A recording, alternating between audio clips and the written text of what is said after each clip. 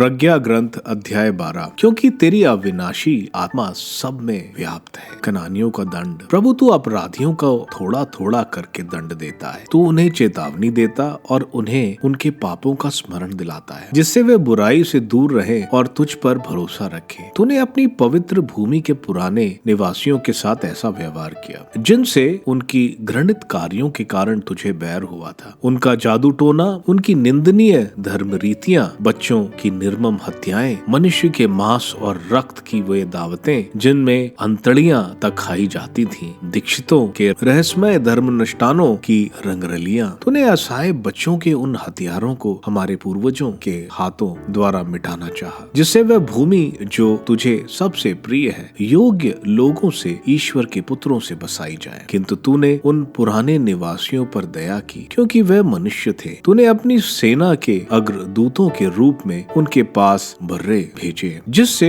वे उनका धीरे धीरे विनाश करे। तो उन अधर्मियों को एक ही युद्ध में धर्मियों के हाथ दे सकता था, या हिंसक जानवरों या एक ही कठोर शब्द द्वारा उनका क्षण मात्र में सर्वनाश कर सकता था। किंतु तूने धीरे धीरे दंड देकर उन्हें पश्चाताप करने का अवसर दिया। हालांकि तूने उनका विकृत स्वभाव और जन्मजात दुष्टता जानता था, और यह भी कि वे अपने विचार कभी नहीं बदलेंगे, क्योंकि यह जाति प्रारंभ से ही अभिशप्त थी। तूने इसलिए उनके पापों का दंड नहीं दिया कि तू किसी से डरता था, क्योंकि कौन तुझसे कहेगा तूने यह क्या किया, या कौन तेरे निर्णय का विरोध करेगा। जिन राष्ट्रों को तूने स्वयं सृष्टि की है, उनके विनाश के कारण तुझ पर कौन अभियोग लगाएगा? कौन अधर्मी लोगों का पक्ष लेकर तुझे चुनौती देगा? तुझे छोड़कर और कोई ईश्वर नहीं, तू ही समस्त सृष्टि की रक्षा करता है। यह आवश्यक नहीं कि तू किसी को इसका प्रमाण दे कि तेरे निर्णय सही हैं। ऐसा कोई राजा या शासक नहीं जो तेरे द्वारा दंडित लोगों के कारण तेरा विरोध कर सकता है। तू न्यायी है और न्याय से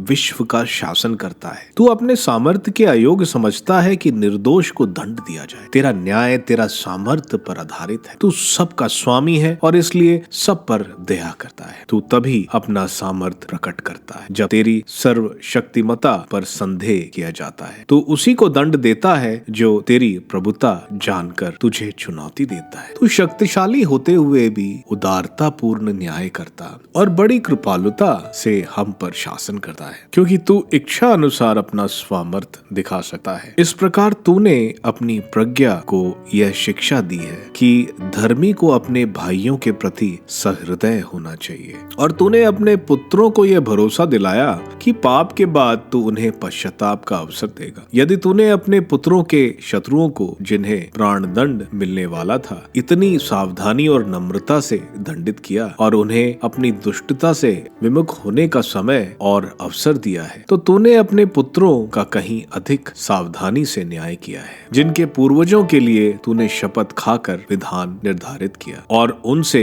मंगलमय प्रतिज्ञाएं की थी। इस प्रकार तूने हमें शिक्षा देने के लिए हमारे शत्रुओं को नरमी से दंड दिया, जिससे हम भी न्याय करते समय तेरी दया का स्मरण करें। और जब तू हमारा न्याय करता है तो हम तेरी दयालुता पर भरोसा रखें। जो लोग मूर्खता वश अधर्म का जीवन बिता चुके हैं, तूने उन्हें उनके अपने घृणित कार्यों द्वारा दंड दिया। वे बहुत दूर तक भटक गए थे। वे नासमझ बच्चों की तरह धोखा खाकर सबसे नीच और घृणित जानवरों को देवता मानते थे। इसलिए तूने उन्हें नासमझ बच्चे मानकर दंड स्वरूप हंसी के पात्र बना दिया। उपहास के इस दंड द्वारा जिनका सुधार नहीं हुआ, उन्हें ईश्वर के योग्य दंड दिया जाएगा। जिन प्राणियों को वे देवता मानते थे, उनके द्वारा उन्हें दंड दिया गया और कष्ट एवं यातनाएं सहनी पड़ी। इस प्रकार वे सच्चे ईश्वर को पहचान गए, जिसका ज्ञान वे पहले अस्वीकार करते रहे। इस कारण उन्हें कठोर से कठोर दंड दिया गया।